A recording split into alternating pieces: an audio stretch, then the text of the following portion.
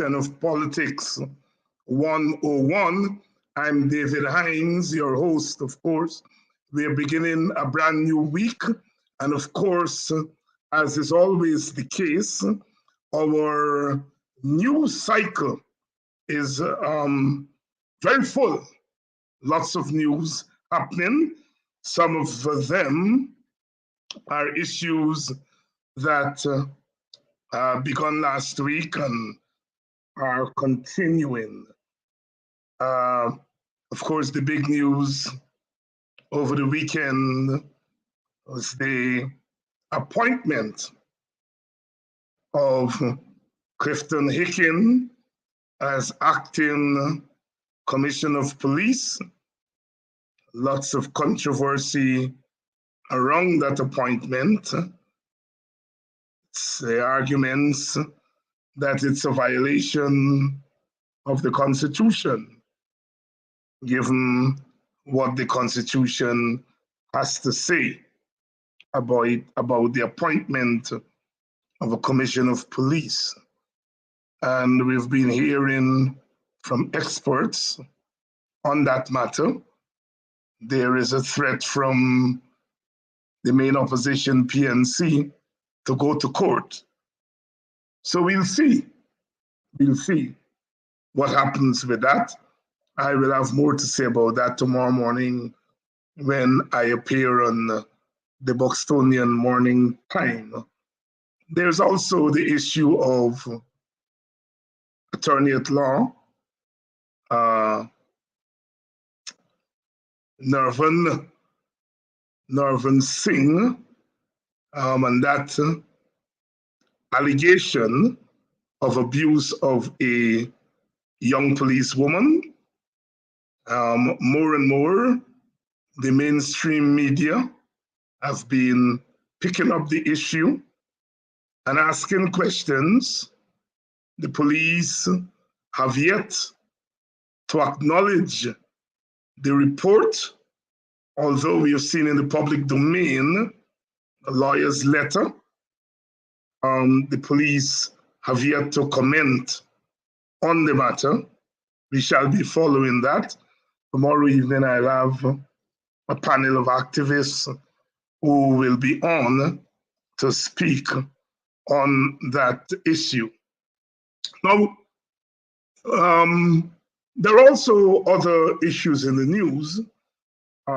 Your top US official visited this past week, met with the opposition and the government and some other groups, and there have been some back and forth about what said to that US official.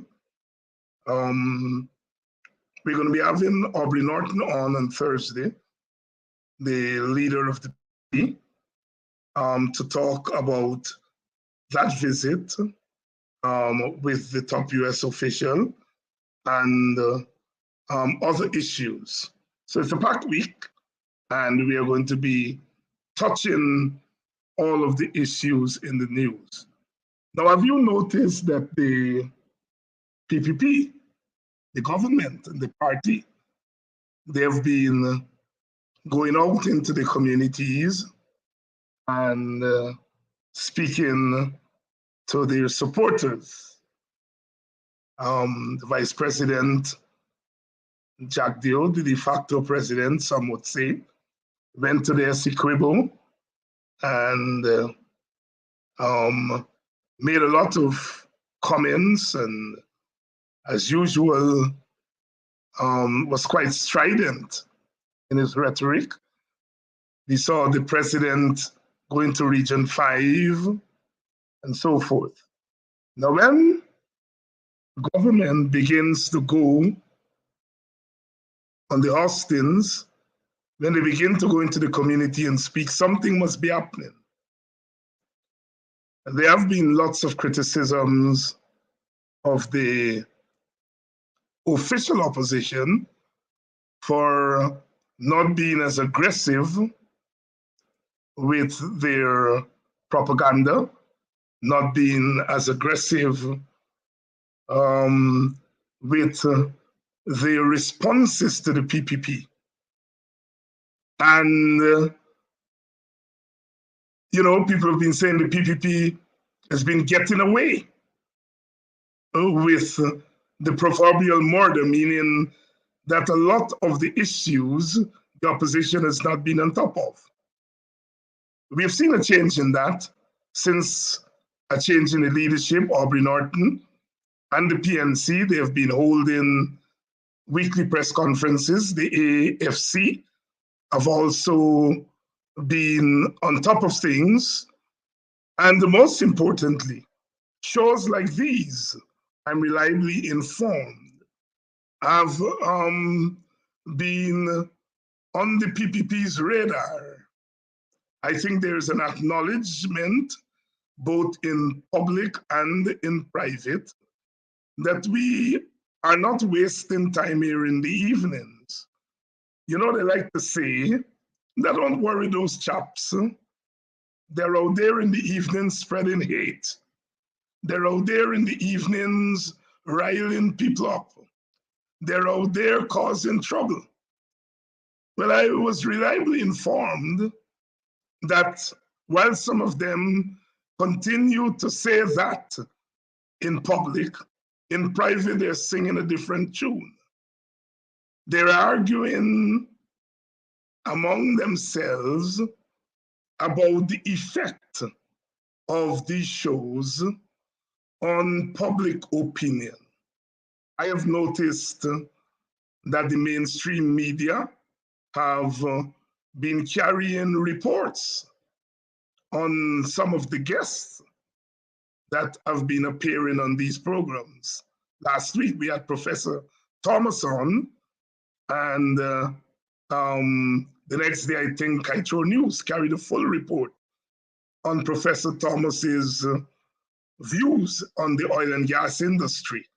As you know, the Kaitro News is very big on oil and gas, and they've been carrying the views, for example, of Dr. Vincent Adams, who recently appeared on this program and gave an overview of what's happening with oversight of the oil and gas industry. And it appears as though Dr. Adams hit some raw nerves in the PPP. Mr. Jack Dio went out to the Essequibo and then he gave some interviews, and he spent a long time rebutting, as far as he's concerned, what Dr. Adams had to say about oversight of the oil industry. Now, let's be clear. We have said on this program over and over again, as an oil-producing nation, Guyana has changed. There are those who are arguing for better contract. God bless them. They have a role to play. There are those who, like Professor Thomas, who are arguing, look, although the contract is bad, there are resources coming into Guyana, and those resources must be distributed fairly, especially to poor people and especially to those whose representatives do not sit in government. God bless them. There are others like Dr. Adams who have been arguing for a protection of Guyana's environment, who are arguing that, look, this government has a duty to police the big companies, to police Exxon, because while we are getting resources from oil, we have to make sure that at the end of the day, that those oil companies do not behave in a reckless manner and do not destroy our environment. God bless them. That is what we are supposed to be doing. We are an oil-producing nation. We've got to argue for better terms. we've got to argue also for what is coming to us to be distributed fairly. And we've also have to witness for the protection of our environment. And so therefore, as an oil producing nation, we have responsibilities. We have responsibilities. And on these programs, we are ensuring that we raise the issues. I have decided that Politics 101 will not replicate what my other brothers are doing on the other programs, but rather complement or supplement however you want to describe it. And that I've decided I'm going to bring on this program people who have the necessary expertise to explain to us what is going on. I could spend all 3 evenings giving my views. I get to do that on Wednesday morning on the Kidaki Show. And so I've decided to dedicate my 3 programs to bringing information to you. And if by bringing that information, we are forcing the government to come out and to explain to the Guyanese people, we would have been doing a tremendous duty to our country and for our country. So, having said that, I want to say we're going to continue to witness for Guyanese. We're going to continue to bring information. We're going to continue to educate ourselves on the issues that surround our country. We are an oil producing nation. I think we are number 19 or number 18 in terms of oil reserves. That's big. We only started producing oil 5 years ago, 3 years ago, what the case may be. And already, that information you need to know. Because if one gets the impression that, look, you know, this oil thing is not a big deal, it means other people will go away with everything and we would not know. So we need that information. And we need that information so that we can hold our government responsible. As far as oil and gas are concerned, this government fooled their own supporters. They tell them, if you all throw the other side and put us in government, we are going to renegotiate the contract. Lie. They knew that they were not going to renegotiate any contract. You put us there, we are going to do a better job at overseeing the oil industry. Lie. Since they've come to power, there have been less oversight of the oil and gas industry. Somebody like Dr. Vincent Adams, who is an expert on petroleum regulation, trained in the United States, came back to Guyana, headed the EPA under the coalition government. They threw him out. That was the first warning sign that they were not going to be taking policing of the oil and companies seriously. Some have called Dr. Vince Adams a hawk as far as oversight of the petroleum industry is concerned. Now, he may not agree with that, but when people like me hear that someone is a hawk for justice, for fairness, and for protection of the Guyanese environment, I'm glad.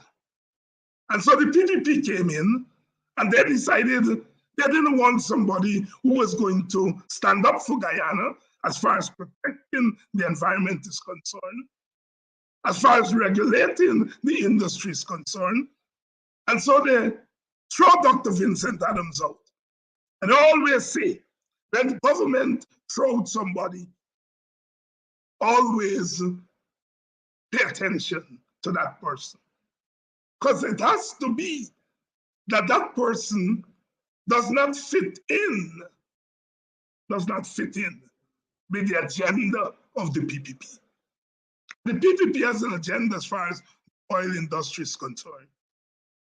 One, that they're very clear that they're not prepared to police the oil industry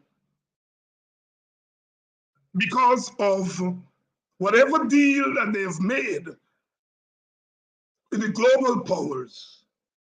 You put us in office and we are not going to touch global capital. It's as simple as that. Put us in office and we are not going to touch global capital. We are seeing that. Since they've come to office, they've not renegotiated the contract. And they can argue, okay, well, we can do that down the road. But more importantly, they've been allowing the oil companies to do as they like. We understand a lot of flaring is going on out there. We understand that our fishermen are having problems out there. Recently, there's been talk about oil spill. That if there is an oil spill, it could affect not just Guyana, but the rest of the Caribbean up to Jamaica. Notice one of the groups has written to the chair of CARICOM, Mia Motley, to tell her that the CARICOM countries should begin to pay attention to this question of policing oil and gas. Well, not gas yet, but oil industry. So I don't want, when you all hear talk about oil, to run away. Because sometimes I understand that you all want some, what the Americans call red meat, You all want to be fired up and be ready for the revolution. And sometimes we do that. But you all also have to pay attention to what they used to call in the old days the commanding heights of the economy. That Thomas told us last week that we have about 40 years or so to take advantage of the oil that we have, because the world is moving in the direction of renewable energy. There will come a time, just like with sugar, when they don't need sugar anymore. There came a time when they didn't need bauxite anymore. And there will come a time when oil will have to give way to something else. So we have to hit the iron while it's hot. That's what Professor Thomas was saying last week. A lot of you weren't here, because sometimes you consider that those issues not, the red meat type of issues. And when we do that, the PPP wins. The PPP wins because they're able to behave the way they behave in the oil industry, because we are not vigilant enough. So I want to say to those of you on this program that oil is important. The discourse on oil is important. As important as other issues. So tonight we are going to be talking oil with Dr. Vincent Adams. Jacquio went out there, and in attempting to answer what Dr. Adams said on this program and on other programs, the man lied. He told some untruth. I am not calling Mr. Jacquio a liar. Who am I a lowly teacher to be calling the champion of the earth, the most powerful man in Guyana, a liar. But you know that Calypso, by Lord Nelson, King Liar? I am not saying Mr. Jagdeo is King Liar, but according to people who know the story, what he is saying out there amounts to lying. And so we have decided this evening we are going to bring back Dr. Vincent Adams to correct Mr. Jagdeo. Maybe he doesn't know, and he's not really lying, or he knows and he's lying. Dr. Adams will let us know which is correct. But we are going to be answering Mr. Jagdeo tonight. And in the process of answering Mr. Jagdeo, we will be further informing and educating ourselves. I want to thank everybody for coming on. I noticed some of you are very early tonight. I see Barbara's there, Terry and Granville, Belgium people, watching from New Jersey. Barbara Barrington is here. Sheila is here. I see my sister from Arizona. Angela Wong is here. She had a big birthday thing in Arizona this past weekend. Happy birthday, Angie. From Politics 101. You are one of the original listeners and recruiter. You've recruited quite a lot of people to our show. Happy birthday. And happy birthday to all those people who celebrated their birthdays this past week. I noticed Lynette Zephyr, my country girl, is on. Desiree is on. I want to welcome everyone as well. Marlin, who is a very, very, very true supporter of this program, Marlin Samuels. I want to thank you, Marlin, for coming on, and thank you for all the assistance you've given to this program.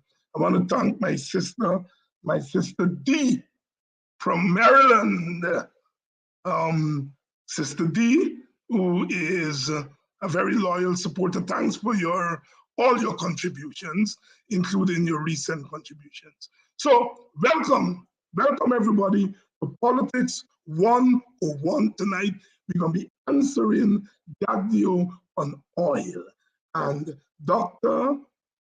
Vincent Adams, we should know that name. Dr. Vincent Adams is our in-house expert.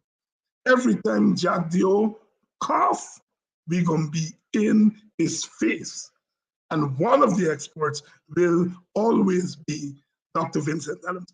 Before we bring in Dr. Adams, we're going to take a short break for a very important message. And after that message, we're going to have the interview with Dr. Adams. It is time for change in the Guyana Teachers Union, and two candidates, Vanessa Kissoon and Coretta McDonald, are running for President and General Secretary respectively. Listen, as they tell us why teachers across the country should vote for them in the election. You're running for president of the Guyana Teachers Union. Why are you running? I believe that it is time that the Guyana Teachers Union and teachers get the type of representation that they deserve. I believe that it is time that teachers be respected. And I honestly believe, Dr. Hines, that I am the person to take the Guyana Teachers Union and the teachers of this beloved country forward and into the future. What have you learned about your stint as General Secretary that makes you want to continue? Coretta McDonald is a part of a team And I like, and I've been promoting team.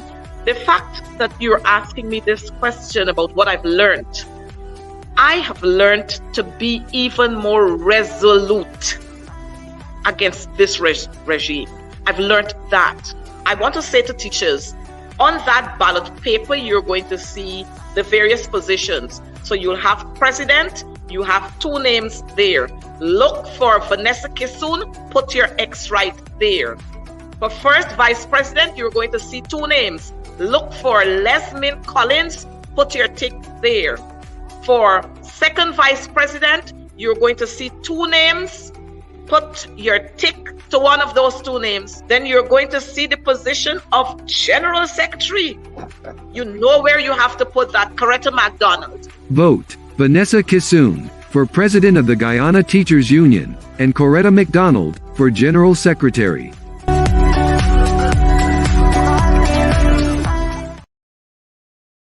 Thank you so much.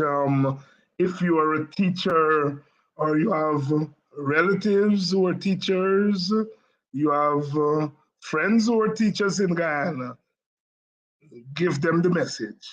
Tell them to vote for Vanessa Kissoon as president of the union.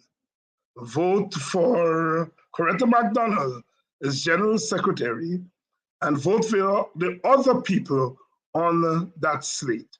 Our struggle has to be on the oil fields, on the oil rigs, in the classrooms, in the union halls, on the streets when it is possible, in our communities, when their backs are turned. Our struggle is multifaceted, and we have to make the union strong. To make the union strong, we've got to have strong people, especially strong women, to head the unions. So vote Vanessa Kissoon and Coretta McDonald and their team. Tell the teachers we've got to make the union strong. Thank you so much, ladies, for agreeing to serve. And Politics 101 is pleased to endorse those 2 candidates for leadership of the union. And now tonight, our interview with Dr. Vincent Adams, responding. Somebody said in the thing there, Juju said, Jagdio is King Liar, as well as he is a racist. Well, people are speaking, they're giving their views. We learned tonight whether the man is lying or he just doesn't know what he's talking about. Dr. Vincent Adams. Good night, Dr. Hines. How are you? And welcome to all of your dedicated listeners, and happy birthday to all the wonderful people who've been celebrating their birthday here in recent times. I'm happy to be here tonight with you again, Dr. Hines, as always. And before we start talking oil, we got to talk cricket. Yeah. As a former Guyanese cricketer, I was doing some research recently for a paper I'm writing. I noticed you opened the Isaac Sunarain. That's right. Right. And Leonard Bechan. Leonard Bechan, right.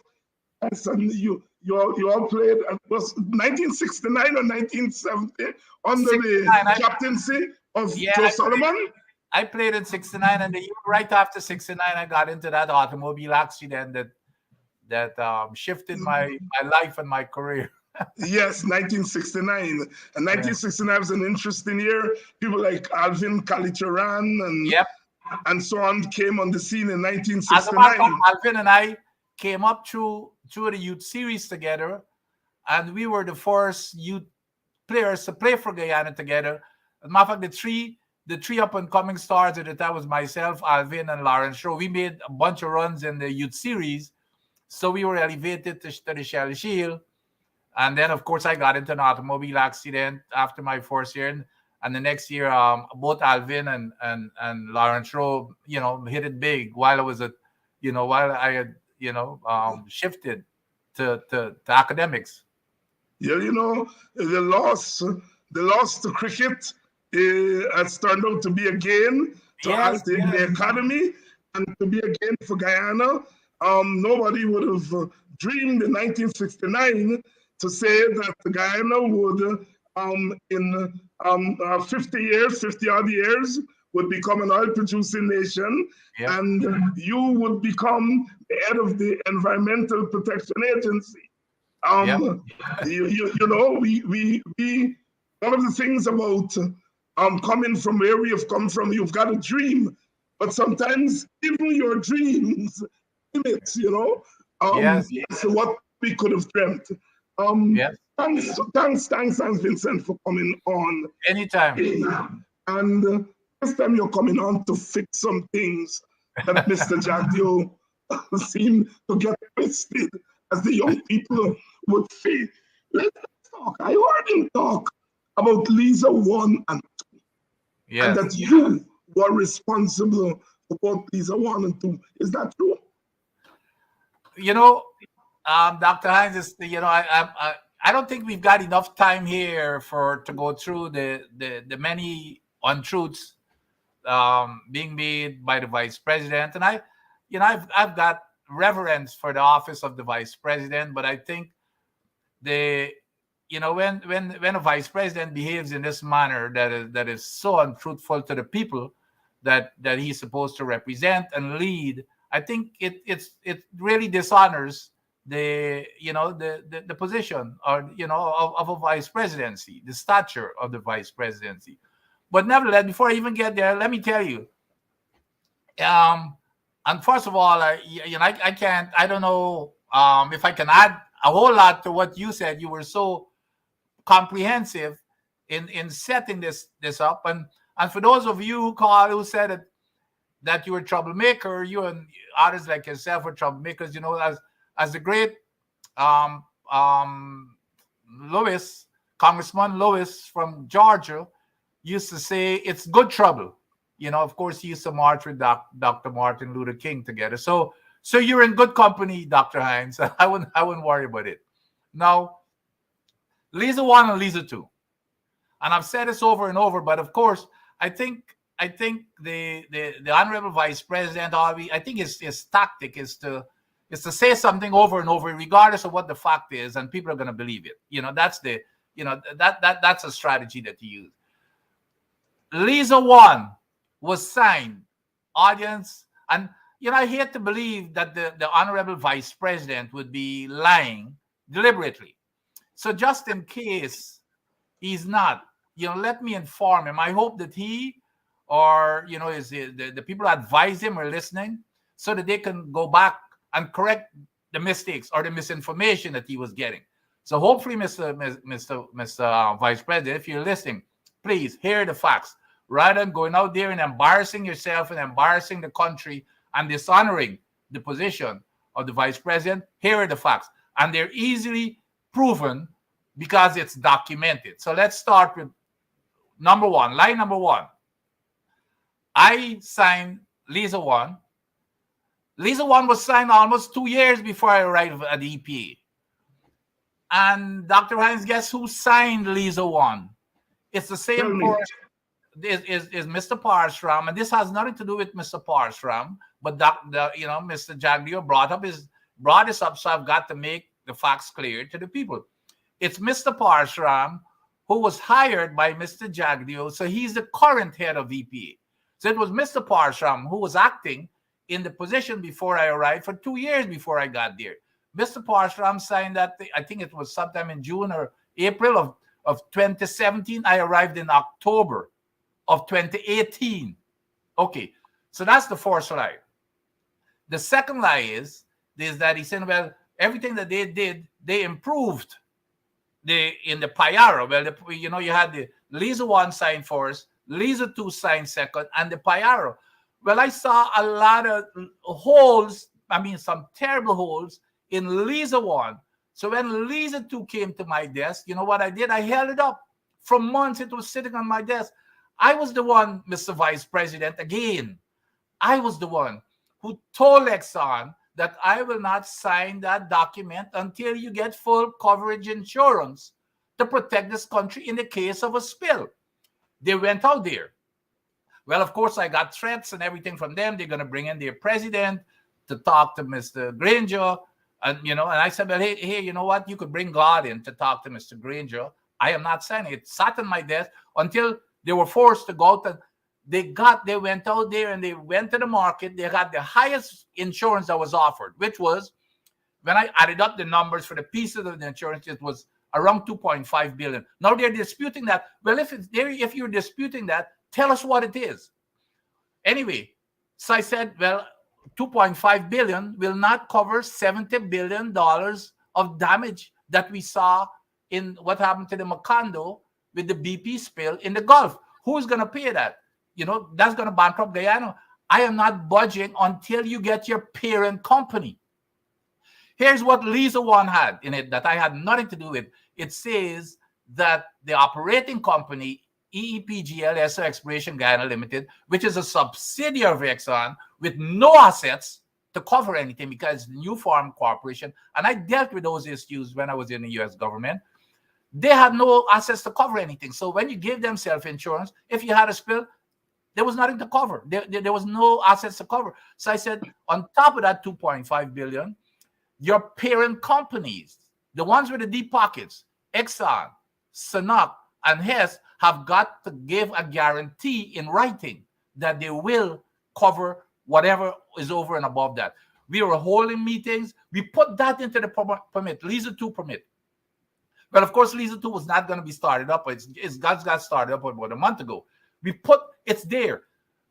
12.1. Let me read it to you. So when the vice president goes off and say, well, we're getting $2 billion of insurance, it's nonsense. It's a distraction to not let people realize that we are breaking the law. Exxon is breaking the law when they started up Lisa 2 without satisfying those requirements in Lisa 2. So he wants to distract you. Let me tell you what, let me read what's in the permit very quickly. Lisa 2, on the section 12.1, it says, thou shalt have, it didn't say may, thou shalt have insurance. Liability insurance coverage. Insurance. It said thou shalt have insurance in 12.1. In 12.4, it says the EPA shall review that insurance policy. Those are the words, insurance policy, from time to time to ensure that it's up to date, they're paying their premiums, etc. And, so that was clear that you have to have insurance. Okay? 12.5 says that anything over and above that insurance that EEPGL cannot cover, there has to be a parent company guarantee. It says here, permit holder, which is EEPGL, must provide from the parent company one or more legally binding agreements to the EPA undertaking to provide adequate financial resources to pay or satisfy their respective obligations. If EEPGL fails to do so, it's here in the law. Okay? They went and they started up Lisa 2 without satisfying these conditions a month ago.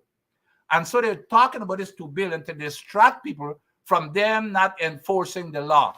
They started up Lisa 2 without satisfying the laws of the land. So here's what he says again. He says, well, they improved 1 and 2 because I signed both 1 and 2, which is a lie. They improved 1 and 2 with the Payaro. Well, nonsense. The same exact language in Lisa 2 was carried over into the Payaro permit. The only thing that they did in the Payaro was to reduce a lot of things that I had in the permit, such as dumping of water. And it's not only me. We had a team that decided we're not going to dump any water. Before I left in August, we had a team of myself, which for EPA, the GGMC, the Department of Energy, and even their own, because we were going through the transition. So they brought in a Canadian lady with some exports to make sure that this thing move fast so that we can sign off in the Payaro. We said there shall be no dumping, there shall be no flaring. And that was what was going to be going into the Payaro. I left, we met we met with Exxon, as a matter of fact, and we directed them that they should. When I left in August, in September we signed the Payara permit, giving them permission to dump water that is produced with oil, and I'm talking about hot water that is 3 times the temperature of the ocean. The water has concentration of oil, it has radioactivity, it has lead, it has a myriad of toxic chemicals. So and then he says, well, okay, now the water is being treated. It never used to be treated. Well, David, let me tell you something. If I was Exxon, I would have asked for an apology, because he's indicting Exxon for treating his claim that they're treating the water, that they weren't used to be treating the water. That's an international standard that they've got to meet. There's no change in the water. If you're dumping it, you've got to treat it to international standard, which is only, by the way, it's only treating the oil up to a certain concentration, up to, for don't worry with the terms, but it's up to 42 parts per million, meaning for every million barrels of water that you dump, there will be 42 barrels of oil within that water. That's the concentration, which means that for the billions of barrels of water that will be dumped in the ocean, not only would it be hot, not only would it contain all of these toxic elements, chemicals, hazardous waste, etc., but on top of that, it will contain hundreds of thousands of barrels of oil over the life of the field. So when he says, well, they're now treating the water, that's a blatant lie. The same language is carried in every single one of those permits.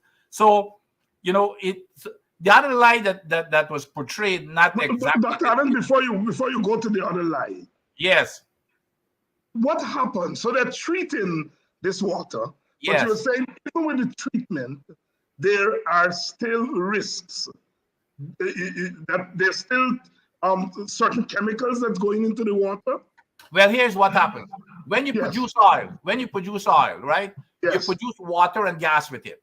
Yes. Initially, the water is not much. The oil is more than the water, etc. It's internationally recognized. Yeah, by the way, I worked for a major oil company. I was a senior petroleum reservoir and production engineer with British Petroleum. It used to be Amoco at the time.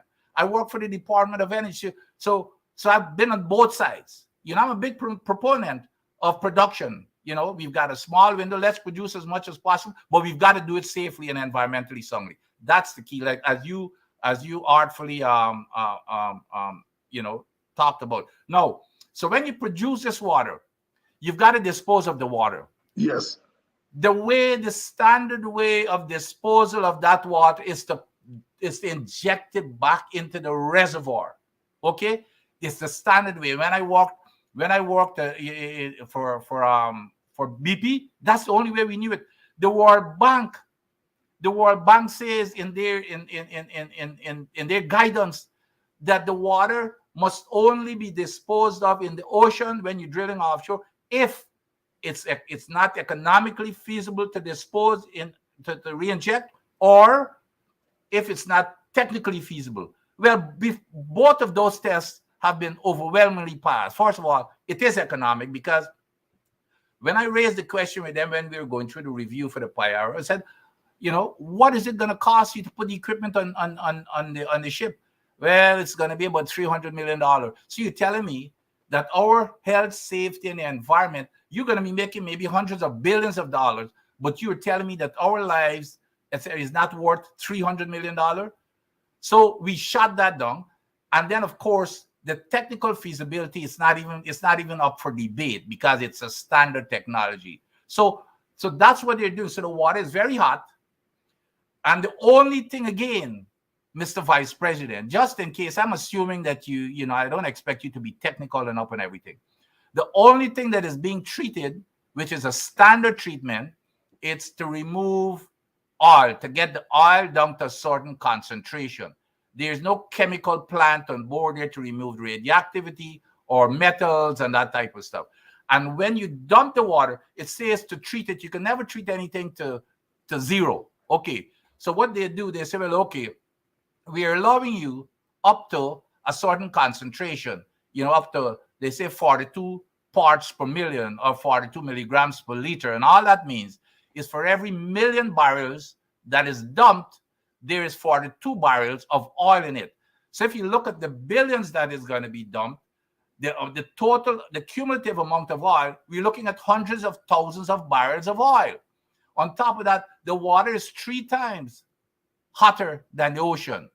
And then on top of that, of course, you've got all of these other chemicals, lead, mercury, just name it, barium, so everything that comes from below the earth at that depth. So when the vice president say, well, no, I could not believe this, such a lie. Oh, he never used to treat the water, but now we're treating it. That's a lie. It's the same. As long as you're dumping, that's the treatment of Exxon. So if I was Exxon, I would take this. I would tell him he needs to withdraw that statement, because he's putting a bad name on Exxon, because Exxon has been treating the water to that standard. Even though what I did is say, no, you cannot treat. You've got to re-inject. He reversed that. So when he talks about making it stronger, he's making the environmental laws weaker. Here's the other thing. Instead of protecting the environment, which he's supposed to do, David, he is selling out the environment. That's a fact. For example, here's a good example. Flaring. We stopped flaring. You're not supposed to flare. You know what this guy is going out bragging about, even in that same video here? I cannot believe that he continues to do it. Oh, well, Vince never used to collect. For the first time, we're collecting money to flare. Well, there's several things wrong with that. To me, it's really immoral for him to be saying that somehow it's okay for us to collect a measly $45 a ton for carbon dioxide flare, but at the expense of our environment. And when you flare stuff, that gas also, by the way, David, that gas contains over 200 toxic and hazardous chemicals: sulfur, nitrogen dioxide, hydrogen, just name it. When it gets up into the skies, you know what it does? It forms acid. That's how you get with the term acid rain. So besides the carbon dioxide, stuff with global warming, that falls down.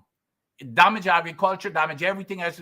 If you in the northeast of the United States, where you have high industrial complexes, that's why you find a lot of rusted homes and cars and everything else, because you have acid rain. That's what flaring does for you.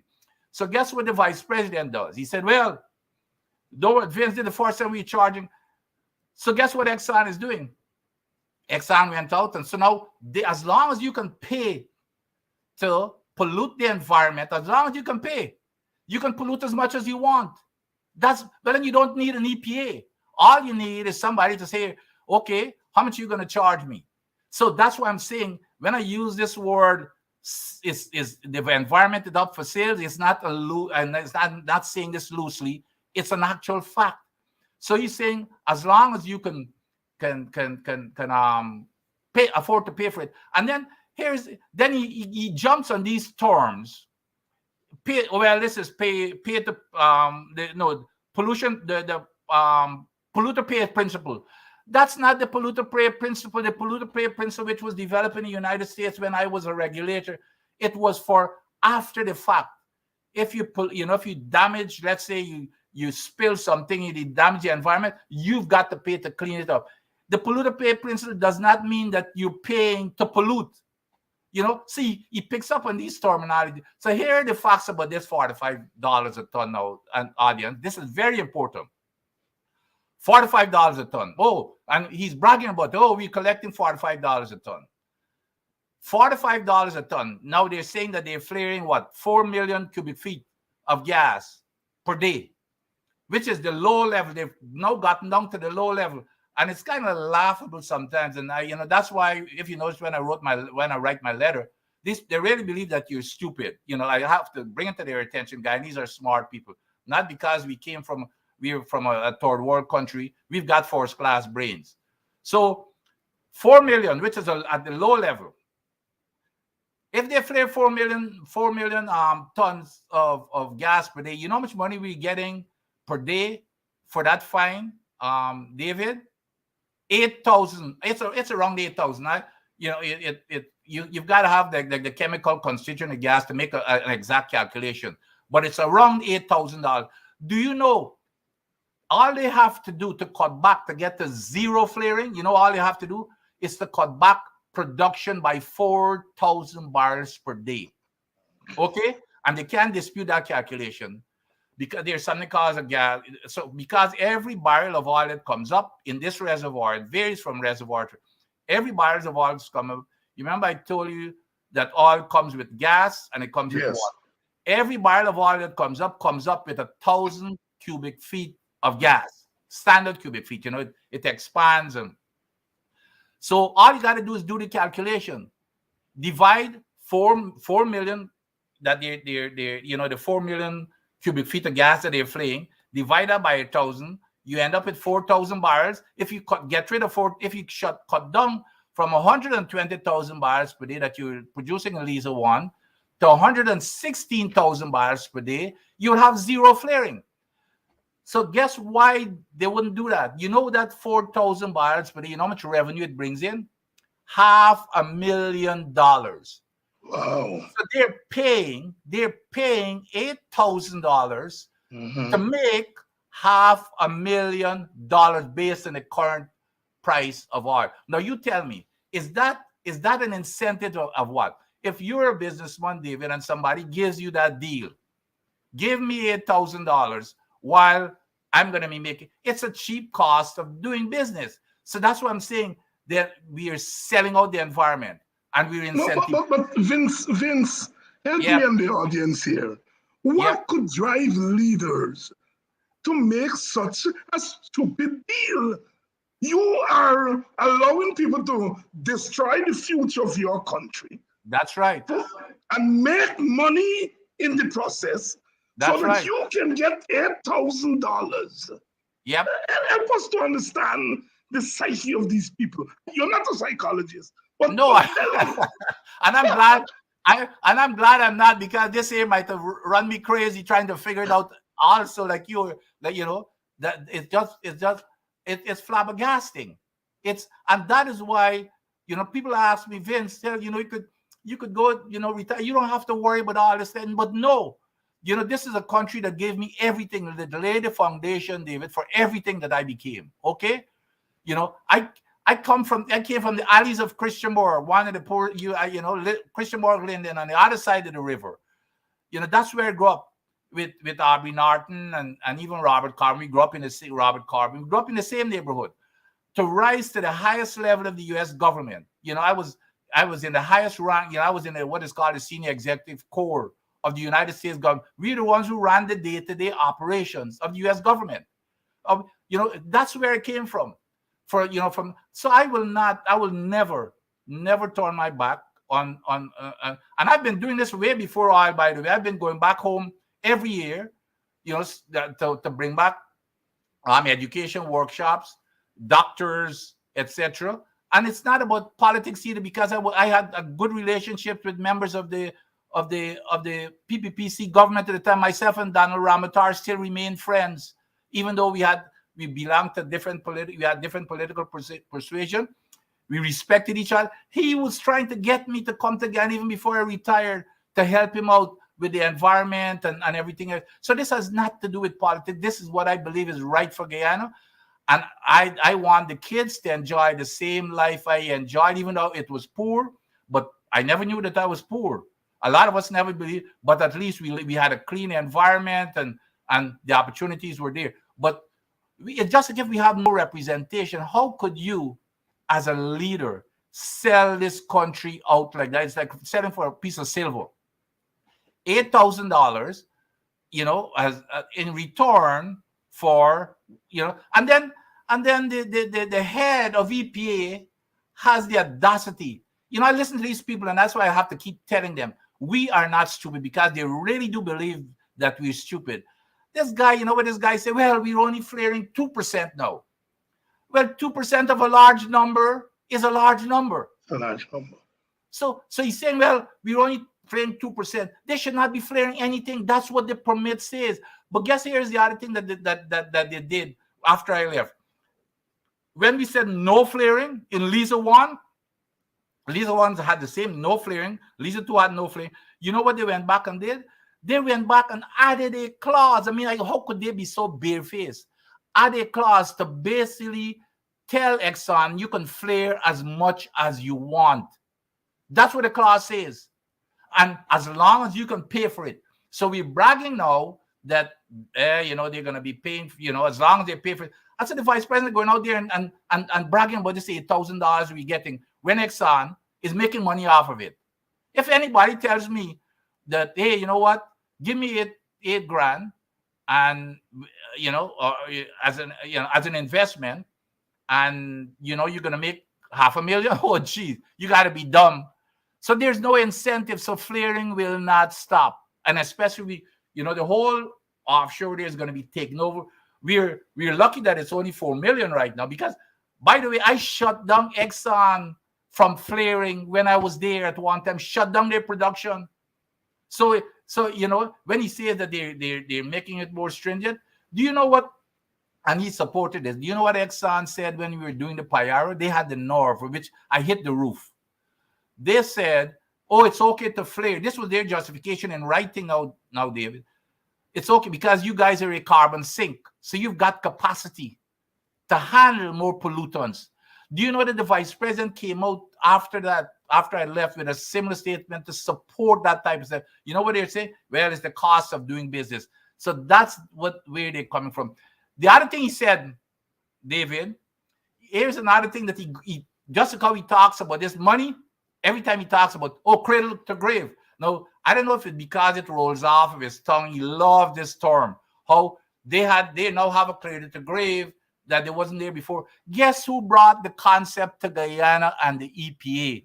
Nobody at EPA ever heard of cradle to grave. Even the contractor, it came from me. Okay? It was a term that we used in the United States. And what that did, David, what Exxon was getting away with was that all the waste that they produce offshore, toxic and whatever it is, they dumped it to they had a contract with some company in Guyana, and all they did, they washed their hands from it. The company was responsible. They do whatever they want with it. There wasn't any kind of criteria as to what waste they can accept to based on the treatment process that they have. So there wasn't any of that. I said absolutely not. So I was the one who came up with this cradle to grave idea to introduce, and I was the one who directed Exxon that they will have to do that. Even I got some pushback. I said, no, you're not going to be allowed to produce unless you are going to be responsible, and you will be held accountable from the time you generate that waste to make sure that it falls through a process to the time it is disposed of safely. You're not going to hand it over to the tank or somebody. And you're going to have to make sure that they've got the equipment. First of all, you're going to have to have an analysis of the waste. And depending on that analysis of the waste, the treatment process has to be capable of treating that waste. And when it treats it, whatever the residues are, you've got to analyze it to make sure that it could be accommodated in the landfill. I was the one who developed that. And this guy is going about bragging, oh, now we've got cradle to grave. Now we're treating the water. All of those are lies. So, Mr. Vice President, I don't expect that a VP would go to the extent of lying like this. So I'm assuming that you just misinformed. So those are the facts, and those are easily verifiable. They're all in writing. Dr. Vincent Adams setting the record straight, answering the lies of Vice President Dagdio. Lie number 1, lie number 2, lie number 3. Oh, Dr. Adams. Here's a funny one. When they started out with the same flaring, when we got caught, when the government got caught with the pants down because they were going out there, well, they didn't know what excuse to come up with because Exxon wanted to continue flaring. And then as we were being insulted, this was during the time of COVID. Exxon said, well, things are bad. Every time I get in newspapers and call them out on it, they say, well, Guyana need the money because of COVID. So that was the excuse. So now the vice president was in a bind. Well, how do I push back? Then he suddenly woke up one morning with this brilliant idea to say, well, oh, Vincent gave them a 14 billion cubic feet cap in the environmental impact assessment that sets the standard. Oh, he allowed them, he said, that they can flare up to 14 billion cubic feet. Well, of course, immediately I got on top of it. I tell the media to tell him to show them where that 14 billion is. Well, he still kept with it. He and the minister, as a matter of fact, of natural resources were saying the same thing. Even in Parliament, when they brought it up in Parliament. Well, Exxon now had to face the media one day in giving them an update. First question out of the chute was, tell us about this 14 billion cubic feet allowance that is supposed to be in the permit. And guess what the Exxon manager did? They threw him under the bus by saying, we don't know anything about that 14 billion that is being talked about. They threw him under the bus. So that stopped everything in its tracks.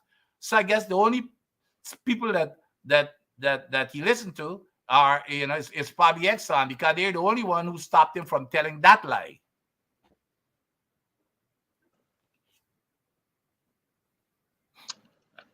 I think we have some audio problems there.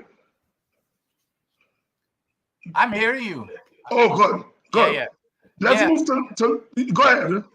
Finish your thought. So that stopped. But here's another egregious thing about the office of the vice presidency, David.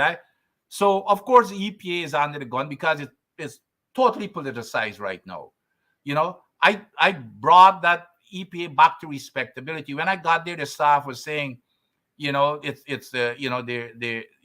dysfunctional. People coming to work anytime they want. We didn't have the right people. We didn't have a single engineer in an engineer-based organization. So I went out there and I turned everything around. I changed the culture. It became customer focused. We had a hotline, 24-hour hotline, and everybody could call in. Everybody had to respect the customers. All of that has just been dumped. Training, we established a training program to build capacity where we were going to be sponsoring workers to go to UG or go abroad to study, as long as it's related to the environment, to build that capacity. But you got to come back and sign a 4-year contract to start with. All of that has been torn down, and now when the employees ask about it, they say, "Well, no, you're on your own." The EPA is not a university. I mean, what nonsense is that? The EPA is not a university, so that's over. So a lot of things that I did when I arrived there, David. But here again is getting back to the lawlessness of how basically the country is being run. When I arrived there, David, I was shocked. I said, "Well, okay, give me a summary. I want to see a list of all the operations we have to see what the status is. When permits are going to expire, for us to start getting ahead of it and preparing." What we had? Over 600 permits. Operations were being operated illegally, meaning the permits had expired. We weren't even going out and doing inspection. When I checked, we had one roadworthy vehicle. Do you know what I did within a year? You know what I did? We barely had any record keeping of these permits to begin with. So it was just a willy-nilly operation. Nobody cared. They come to work. All of that within a year. You know what happened within a year, David? We got all 600 of those into compliance. We collected over $150 million. And you know what we did at it? When I left, and I was there less than 2 years. When I left, you know how many vehicles, new brand vehicles we had? 8 new brand vehicles without asking for more money. We took that $150 million, bought those vehicles. We on top of that, we hired 20 new top-level scientists and engineers and legal folks, which was increasing the staff by 20%. And people just wanted to come work for the EPA now because the whole culture changed. Do you know what happened when I left? Oh, we've got an exodus now of all for those who they've gone on a rampage now. Forget about me. But what they've done, They fired a whole lot of people. These are experienced, the top-notch people in the agency. They fired people. They're demoting people. And then people are leaving because of the frustrations. And they're cutting people's salaries. How could you call somebody in a senior officer and say, you know what, I'm going to cut your salary and put you down into another menial job. But here's probably the worst of it.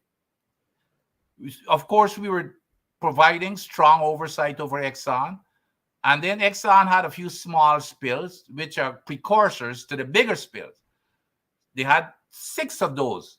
So I forgave them for the first 3. I said, hey, okay, you need to tighten up your stuff. The next thing I know, they had 3 more. So I decided, so we looked into the regulations to see what's the maximum we could fine them.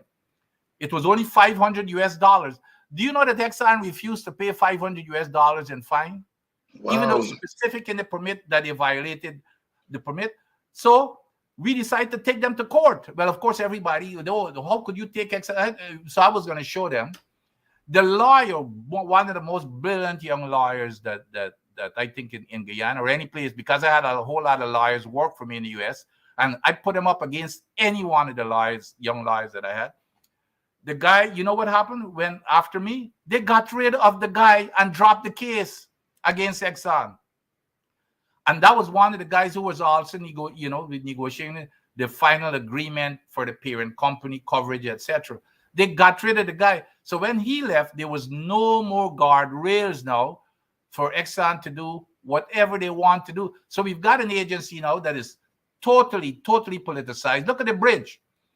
In the November of 2020, after I left, the EPA officials came out and published, because anytime you make a decision as to whether you should have an EIA or what is called an environmental management plan, which is the lower level, the technical people came out and say, no, you have to have an EIA. It was published in the newspapers. The next thing you know, within a few months, the government came back out and said, no, you don't have to have an EIA, with a bunch of flimsy non-technical reasons. And now, of course, it's still under controversy. They're trying to convince people that you don't need an EIA. They're going out for contractors. Just going out for the procurement of contractors, of course, has its own problem. But how could you build a bridge that is going to have impact on the water and the flow of the current, the mangroves, driving piles, and say you do not need an EIA? But the technical officers are not to blame. That happened because of the politicians' directions not to have an EIA. The same thing with drilling 12 wells offshore. They made a decision recently that that's not required. It's just, so that's what's going on. It's totally politicized. Politicians are calling in to the officers and telling them who to give permits to, and here, where, wants to know the status of some people's permit. So that is what's going on there. EPA. So here's the egregious thing, though, David, that so EPA is under the gun. They're getting criticized, no fault of theirs. So when the vice president came out up to recently in his interview before this previous one here, David, and guess what the vice president said? That we all are criticizing the executive director of the EPA because he's East Indian. So here he is again, raising this race card, to engender just this racial divisiveness and animosity, when he, as the vice president of the country, should be bringing, unity, one people, this whole slogan of one people.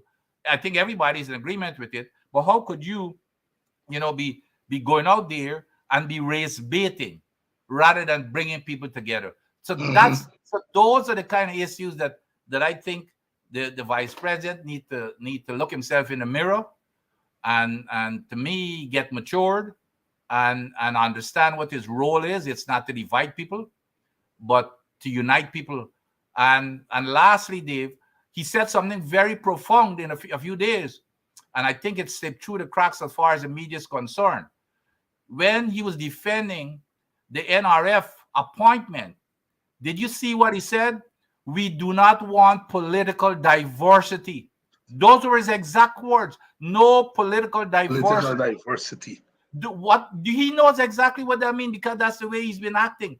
He doesn't care about anybody who supports, and you don't have to be a politician. As long as he believes that somehow you probably didn't vote for them, or you do not support the party, that's what that means.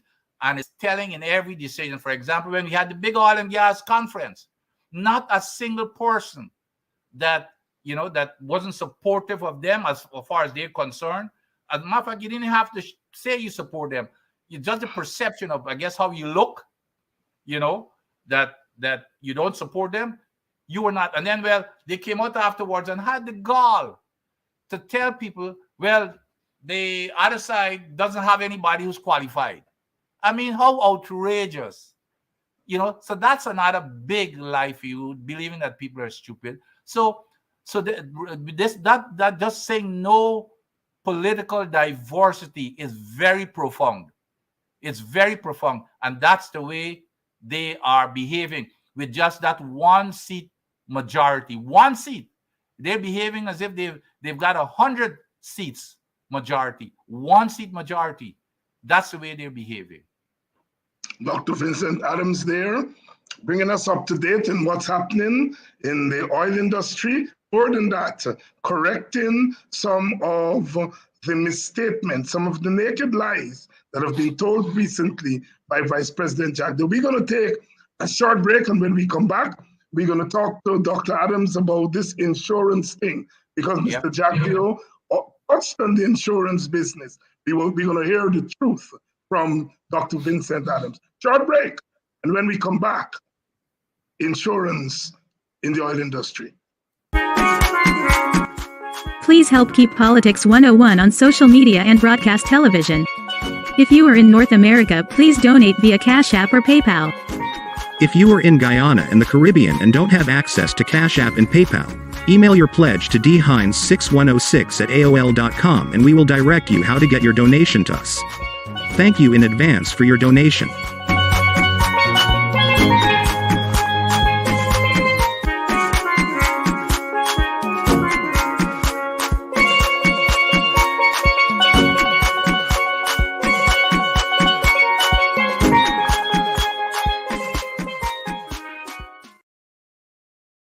Welcome back to Politics 101. Tomorrow evening, we're going to get behind the news. We're going to be dealing with two issues tomorrow evening. We're going to be dealing with the issue of the Narvan Singh anti-Black racism issue, the allegations against attorney at law Narvan Singh. We're going to be looking at it within the context of anti-Black racism. I'm arguing that what Mr.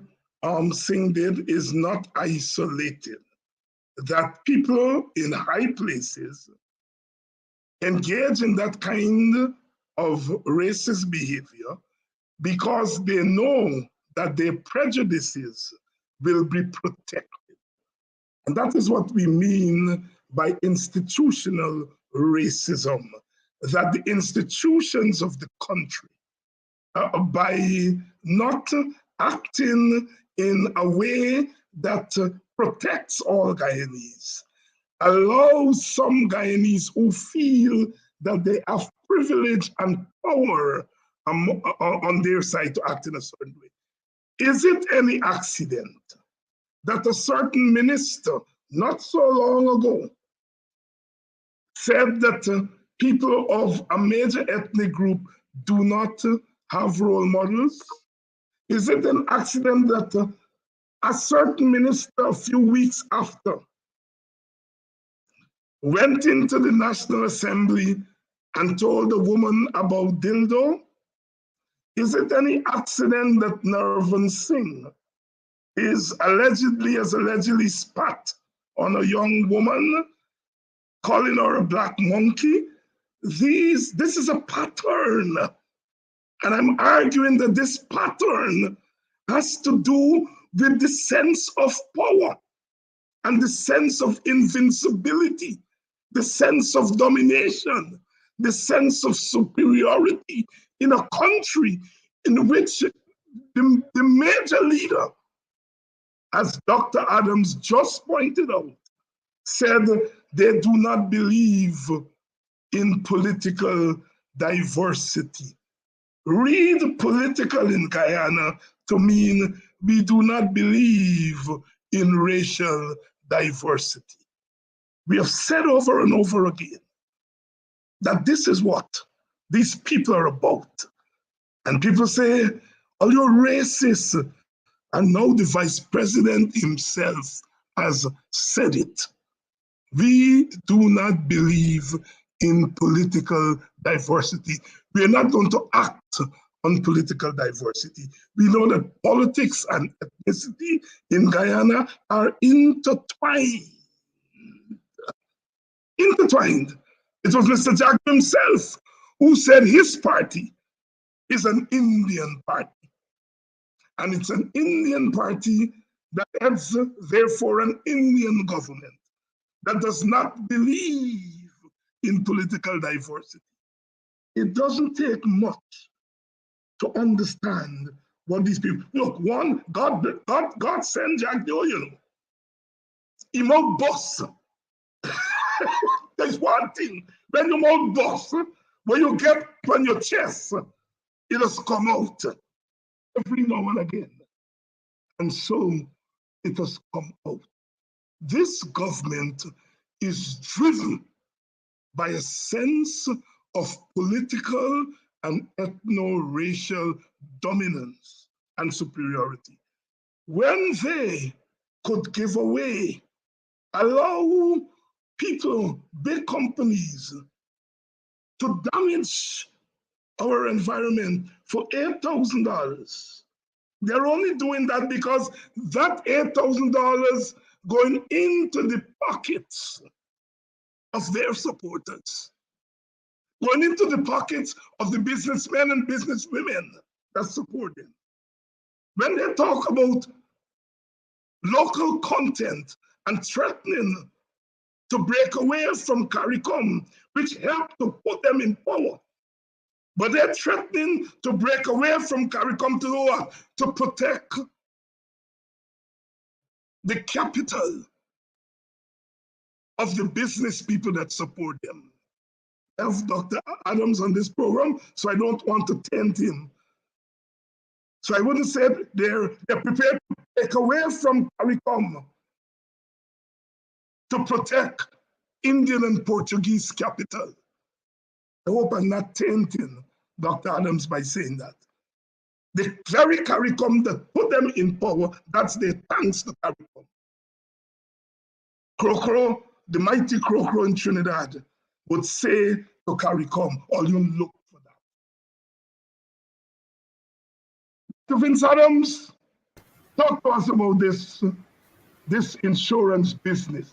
Yeah, but let me just maybe add a little bit to what you said there in terms. We've got to be. I don't know if the vice president, or because apparently he accused me of criticizing the EPA because the guy is Indian. He doesn't know that my mother is Indian. There you go. And on top of that, most of the people who write the critiques against the EPA, not anything person, are Indians. I mean, I can name them who. Which means he knows that. Okay, he knows it. Which means it's deliberate. To me, it's deliberate race baiting. Okay, and I have no qualms about that. I mean, I think all of us could read through the lines. Okay, but anyway, as far as the insurance is concerned, again, let's look at the Macondo spill. What happened? You remember we had oil flowing for I can't remember how many months or how many days. It cost over $70 billion to clean up, and it will never get back to the original state. If something like that happens in Guyana offshore, that oil is going to wash away all the shorelines of all of the islands in the Caribbean, all the way to Jamaica. Just think about what's going to happen to the economies of the same CARICOM, David, that you're talking about. What do you think would happen then with CARICOM in the country? what type of vulnerability would we have in terms of lawsuits and everything else besides the cleanup? So those were my arguments with Exxon. Mr. Rod Henson, who's a guy with high integrity, and what I've asked for is for them to put Mr. Henson on record. He was the former head of Exxon, to say that all of this, our discussions and what he put in writing never existed. But nevertheless, so that's the reason why when I got on board, and for Lisa 2, not Lisa 1, again, I had nothing to do with Lisa 1, and Lisa 1 was handing everything over to the subsidiary of Exxon EPGL, which had no assets to cover any spill. So I said, no, we've got to have full coverage. At the time, I was calling it unlimited liability coverage, which was the first country in the world to have had that. And I was all over the news about it. So that was, we thought that was done, sealed, signed, and delivered. That's why we put it into the permit. The permit is the law. Okay, so we put it into the permit. The only thing that was left, because remember what I said, the permit was signed. As a matter of fact, these lands was signed by Exxon itself. So it's not that we say, well, okay, here's what you got to do, and you did not agree to it. So it was a legally binding document. Okay, so it's in a permit. Now, in the meantime, the permit was signed in I think June of 2019, but Lisa 2 was not expected to start up until this year, when it started up last month, as a matter of fact. So what Exxon asked for, they said, could you go ahead and sign off in a permit so that we can give our investors some confidence that this thing is not gonna stop. So I said, okay, let's sign off on it. However, within that period of time, I expect within months, what they asked for is to give them a period of time so that the three parent companies, Exxon, CNOOC, and Hess, could come together and decide in an agreement how they're going to share that liability. So we were having meetings frequently. They would bring some drafts to us, and then my legal attorney would say, well, no, you got to fix this. And then he would brief me right afterwards. So there was a process going, which is something that they're denying that ever happened. And we've got documentation to prove it at EP. I didn't bring it, but we've got documentation. So in any case, so here's what I decided to do with them. When the PIARO was coming up now, I said, well, I'm not going to sign any other permit, which was the PIARO or anything beyond that, unless you guys arrive at that agreement. And that was this was August of 2020 when I was removed. In September, after I was removed, 1 month after, they pushed that aside. They went ahead, signed it without that agreement, and now they're claiming, well, that never happened. Well, how did it not happen when it's already in the permit that says you have to have it? Okay, so all this is a bunch of lies, and the thing is, I cannot believe they're lying so barefaced when it's there already. So here's the other thing. So they're coming up now with this $2 billion. Every day you read in the newspapers, and now I'm begging David and you, I want you to help me out in this, because I think we're going up, the media is going down this rat hole. The media, and I saw a lot of people writing about this $2 billion that they're proposing. It's a shiny object to distract from what's going on. The $2 billion is irrelevant. You cannot add a $2 billion to unlimited coverage that is there already. So that $2 billion is already, what they're hiding and trying to cover up is that they are not enforcing the law. The law that says in the permit, and I hold it up again, go check 12, section 12, under damage, I think it's called liability damage. It says, 12.1 says, thou shalt have insurance. 12.4 says, EPA has to make sure you have an insurance and you're paying the premium. And then 12.5 says that anything over and above that insurance that EPGL cannot cover has to be covered. There has to be a guarantee, an agreement, a guarantee agreement from the parent companies telling us how they're going to cover it. So it's there. And I would not have started up not only Lisa 2, but I was going to hold them and say, this is what I told them. Because you remember, when I left in October, I mean in August of 2020, Lisa 2 wasn't even close to getting started. Lisa 2 only started up now, but I expected that they would have had that agreement in place. So I said, well, guess what? I am not signing off on PIR until you get that agreement.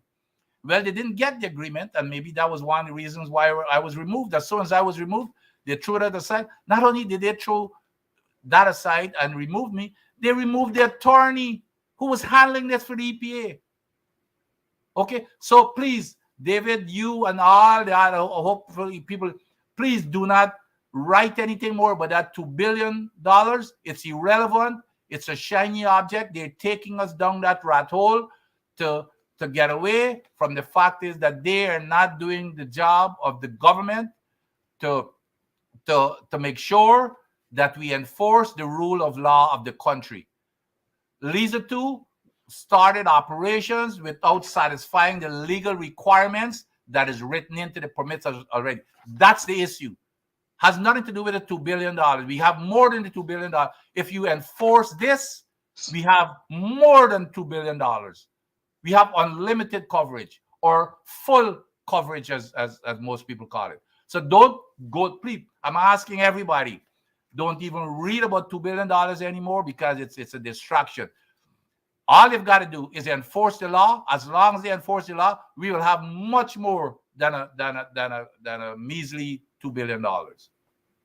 Dr. Vincent Adams there setting the record straight tonight on Politics 101, correcting the Vice President Jack Dio, who went out, and we rather suspect that they went out because they're beginning to understand that despite the shortcomings on the opposition side of the aisle, that there are some of us who keep the heat on, some of us who continue to bring the people in the know on, and to expose their own shortcomings and their shenanigans. And so I want on your behalf to thank Dr. Adams for coming on tonight. I know he was on here recently, but it was his recent appearance, among others, that prompted the Vice President to go out there and to, among other things. My brother, thanks very much for the work that you continue to do. And we may be in opposition, but we do have a responsibility to our country. And I think that's what we're witnessing for. Thank you very much, my brother, and you're welcome anytime to come on to Politics 101 to deal with these unrelated issues. Thank you, David, and I really appreciate you having me as a voice to speak the truth. And let me speak to the Honorable Vice President again. Like I said before, everything that I have achieved and to have become who I am is because of the grounding that I got in Guyana. I never paid a dime for any of my education. So I was fortunate. I was lucky. A lot of other folks who are coming up are not that lucky. So it is my obligation, which is what I've been doing for decades now, is to give back to the country. And nobody in Guyana is going to intimidate me, because where I grew up, intimidation does not work. I grew up again in the alleys of Christiansborg, and my latter life was spent in Albaïstown. So don't think that you're going to intimidate me and stop me from speaking out. And David, I appreciate you having me, because I intend to speak out every time. And I'm going to support the Vice President in anything that I believe that is good for the country. I've supported him on a lot of his policies. For example, he wants to not, like this oil depletion policy. I think we ought to go ahead and produce oil as fast as possible, because we have a very small window of opportunity, like you alluded to earlier on, in terms of renewables and those things that are coming on stream.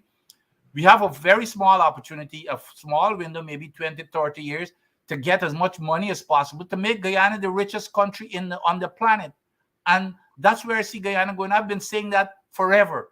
Guyana has the best opportunity to become the richest country, but we have to do it in a way that is technically sound, and the environment is protected, safety is protected, and of course, how do we spend the money? Those are the issues. But we cannot run the country, especially when the government is not obeying its own rule of law. That's fundamental to any success of the country. I don't care how much money the country makes. You've got to abide or to make sure that the rule of law is carried out. And when you've got Exxon, those big companies coming in for whatever reason, whether it's intimidation or not, and just running the country and getting away and doing lawlessly what they want. And up to recently, David, which was kind of stunning, in the context of us allowing Exxon to do whatever they want, we are talking, I read in the newspapers, we are now talking to come up with some approach to tightening up on and increasing fines and stuff like that for traffic offenders. You know, I read it up to just a few, sometime we're talking about, instead of enforcing the rule of law on these big companies, we're talking about the piddly things, the fees that we're going to be getting from traffic offenders, the small man. When we're turning a blind eye to something like as egregious as this, where you tell everybody, you tell the big ones, oh, hell, you know what? The environment is for sale, which means that people's health and their safety is for sale. So all you need to do, buy it for, in this case, flaring, buy it for $8,000 a day. Never mind you're going to be making $500,000.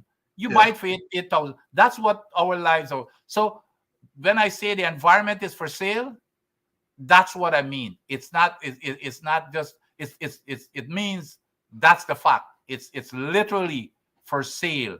It's as long as you can pay for it, go ahead and pollute the environment as much as you want. And then you're defending it to say this is, oh, we're paying, this is polluter pay principle. I mean, what ignorance is that? That's not even the meaning of polluter pay principle. It's like the cradle to grave thing that he liked to talk about, and the treatment of water, all blatant lies. So that is my problem. I will not stop speaking out. Nobody's going to intimidate me because, I think the people of Guyana deserve to know the truth. And nobody could ever tell me everything that I say.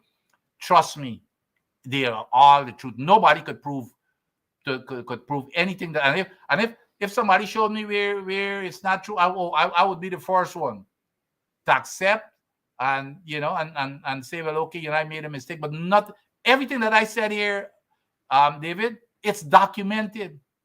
Everything is documented. Every single thing is documented.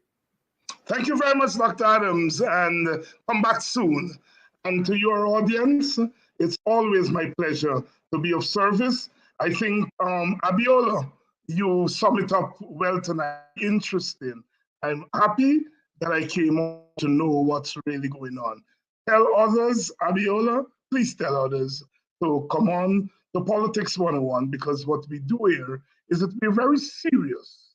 We're very serious about our civic responsibility, our political responsibility, and our responsibility to humanity and Guyana's place in that wider humanity. Thanks, Abiola, for coming on, and we hope you keep coming back tomorrow night. Power Pack team tomorrow night to deal with this issue of Hickens' appointment and this racism business with this fella, Norvan Singh. I'm going to have, I think the poster is not going up. I'm going to have Mark Benchop, Kedaki Amsterdam, Apostle Knight London, and Rickford Burke. The bad boy team, as the PPP like to call them. But I'm going to have them on tomorrow night, and we're going to be talking about this anti-Black racism. We're going to be talking about this Hicken appointment. And then on Thursday, speaking truth to power, none other than the leader of the PNC, Aubrey Norton, will be on to speak truth to power on Thursday night. And if you want to catch me on the other side, that is being interviewed tomorrow morning on Bostonian Morning Time with Kedaki Amsterdam, I'll be on there in the morning to give my perspective on the news and the issues of the day. And remember, if you're a teacher, if you have friends, family, relatives who are teacher, tell them to vote for Vanessa Kisoon and Coretta McDonald and their team to take control of the teachers' union. There is power in labor and the union must be strong. Let's go out with the voices of Vanessa Kisoon and Coretta McDonald. It is time for change in the Guyana Teachers Union, and two candidates, Vanessa Kisoon and Coretta McDonald, are running for President and General Secretary respectively. Listen, as they tell us why teachers across the country should vote for them in the election. You're running for president of the Guyana Teachers Union. Why are you running? I believe that it is time that the Guyana Teachers Union and teachers get the type of representation that they deserve. I believe that it is time that teachers be respected. And I honestly believe, Dr. Hines, that I am the person to take the Guyana Teachers Union and the teachers of this beloved country forward and into the future. What have you learned about your stint as General Secretary that makes you want to continue? Coretta McDonald is a part of a team, and I like and I've been promoting team. The fact that you're asking me this question about what I've learned, I have learned to be even more resolute against this regime. I've learned that. I want to say to teachers, on that ballot paper, you're going to see the various positions. So you'll have president, you have two names there. Look for Vanessa Kisoon, put your X right there. For first vice president, you're going to see two names. Look for Lesmin Collins, put your tick there. For second vice president, you're going to see two names. Put your tick to one of those two names. Then you're going to see the position of General Secretary. You know where you have to put that, Coretta McDonald. Vote Vanessa Kisoon for President of the Guyana Teachers Union and Coretta McDonald for General Secretary.